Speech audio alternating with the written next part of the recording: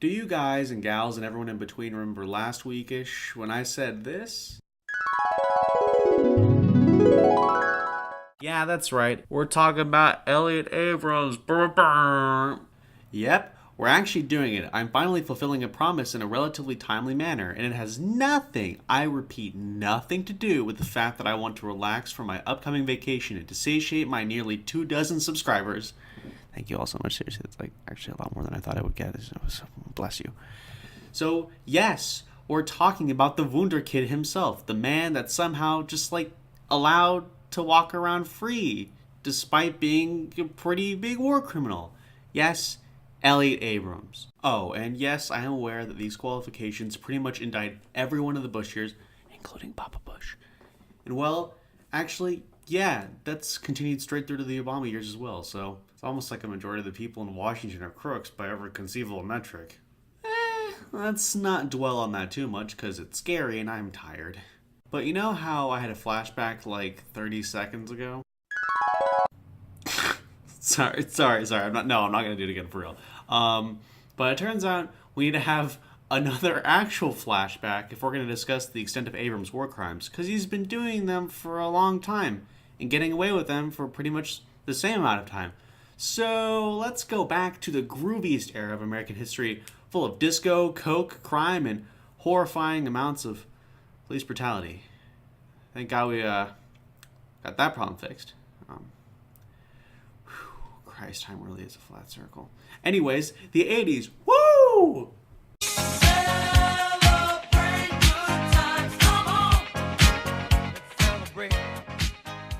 Music transitions are lazy, but I will never stop doing them because I too am lazy. Anyways, Elliott Abrams' career as the worst kind of person began in 1981 when he was just a plucky 31-year-old lad, where he was hired to be Assistant Secretary of State for Human Rights and Humanitarian Affairs in the Reagan administration. Now you're probably thinking, human rights? Humanitarian affairs? What? Reagan had one of those? I know, it's crazy.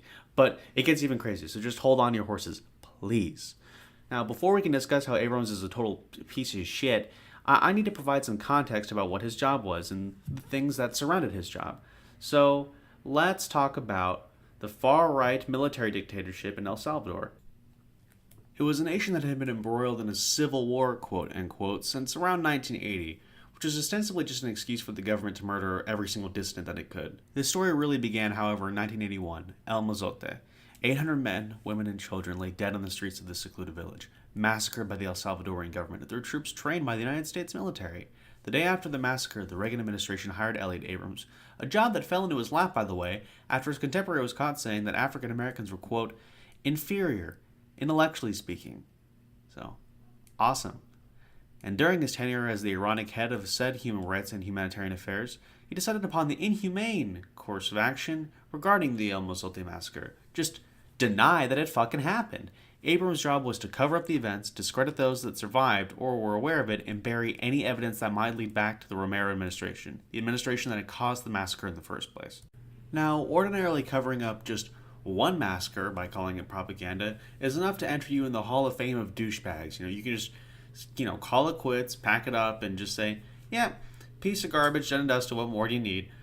But that's the special thing about Abrams. Just when you think that one war crime is enough, he goes and commits like 6 more. So let's summarize those as well, just to belabor the point even further.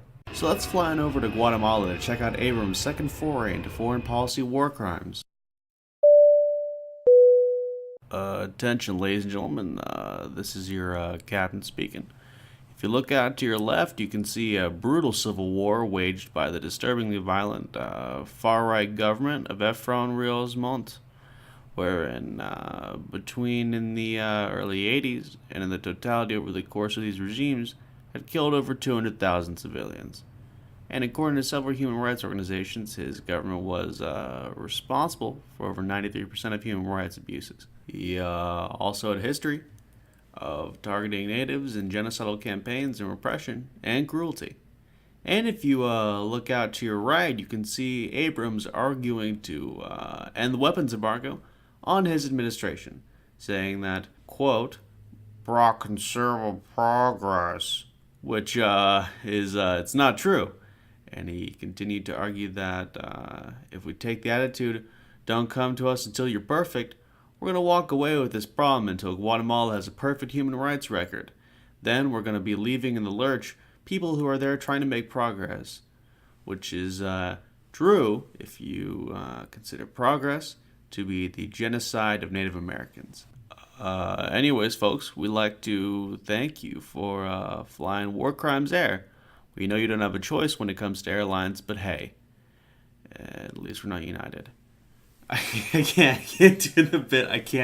It cannot be done anymore. I started sounding like Barack Obama halfway through. It doesn't matter. Anyways, okay, let's just move on. It's just hard to make things that are objectively depressing fun and whimsical.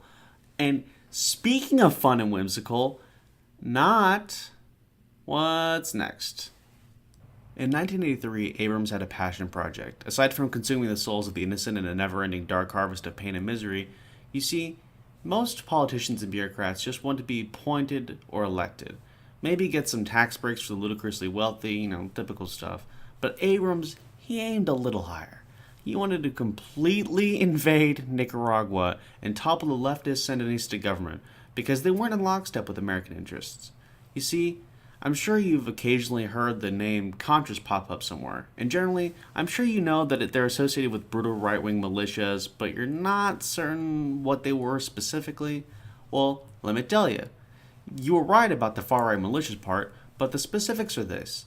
A proto, if not explicitly fascist guerrilla militia funded by the United States designed to topple the Sandinista government. I bet you sort of feel like a monster for playing Contra now, don't you? And, again, this is where the story would take a seemingly predictable turn into abhorrent violent leftist suppression. But before that can happen, Abrams convinces the Sultan of Brunei to fund the operation for $10 million US. One repressive regime helping out another. No biggie. Until this absolute empty-headed dullard screws up so bad by giving the Sultan of Brunei the wrong Swiss bank account number, making sure that some random dude got $10 million. Truly the people that should hold the fate of nations in their dumb-ass hands. When questioned by Congress during the Iran-Contra scandal, more on that later in a video when I completely just dunk on George H.W. Bush for like 10 minutes, he lied out his ass and pled guilty on 2 counts. By the way, the sentence, I'm just going to give you a second to pause and think about what it could be. Surely it's got to be a long one, right? Nope, whatever you were thinking, it was wrong. It was 100 hours of community service. That's it. He didn't even serve all of it. George H.W. Bush pardoned his pathetic ass before any real justice got served. Jeez. So long, last of the wasps. You were survived by your shittier kids and a series of policy failures. 1985. Jeez, this is a long decade for Abrams. Anyways. The war on drugs would have taken a drastic turn if Hugo Sepafronda, the former vice minister of health in Panama, had been able to complete his journey and get off that bus. A wonderful what-if moment of Panamanian history that will surely never be understood. He was about to blow a major case wide open. He had obtained enough evidence to link Panama's current president, Manuel Noriega, for drug trafficking on a borderline national scale. But he never made it to his destination. He was killed by Noriega's goons in a graphic manner that involved decapitation. I won't really go into it any further than that. It was so horrendous that it caught the attention of the international media, and it was pretty damning against Noriega. However, who should appear but once again Elliott Abrams, lo and behold, the savior of war criminals everywhere. He told his fellow conservative representatives to not pursue action, as Noriega was being, quote, really helpful to us. Really not that big of a problem. The Panamanians have promised they are going to help us with the Contras. If you have the hearings, it'll alienate them. Alienate the drug trafficking serial killer. Wouldn't want to go against that, would we? Willing to let another war criminal not stand trial because he was aiding another aggressive and repressive militia. Class act. Elliott Abrams. And since we've been here a little while and this mini episode is getting along, let's just rattle off some stuff rapid style. And also to avoid me having to mispronounce any more Hispanic names, I'm just not good at it. Number 1, He's already been involved in Venezuela. The suspicious coup that just manifested itself in 2002, despite Chavez still being massively popular, was basically given the seal of approval by Abrams. Awesome.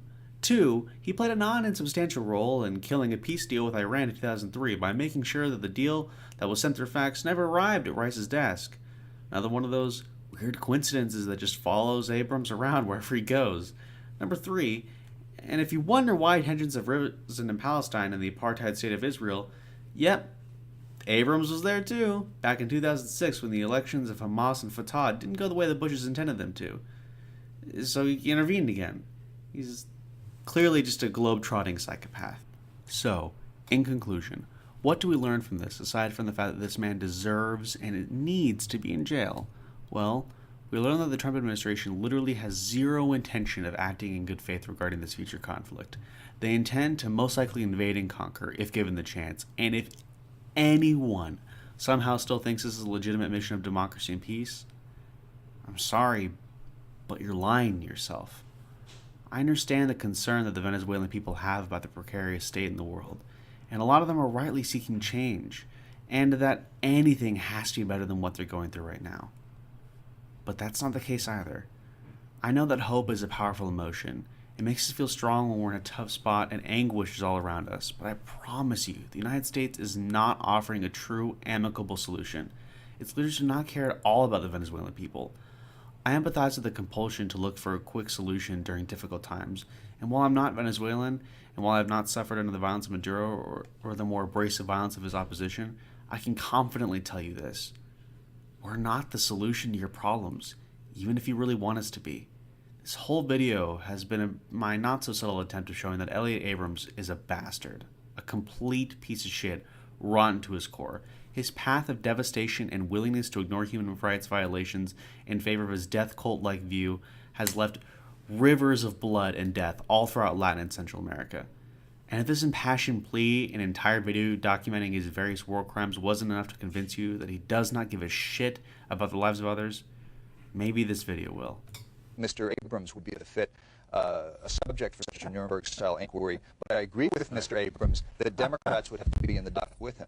Anyway, sorry for this video to end on such a downer note, but hope you have an excellent week, and I promise episode 2 will be out soon. I just wanted to get this out on time before I take a week off. And everyone, stay safe. Oh, and DJ?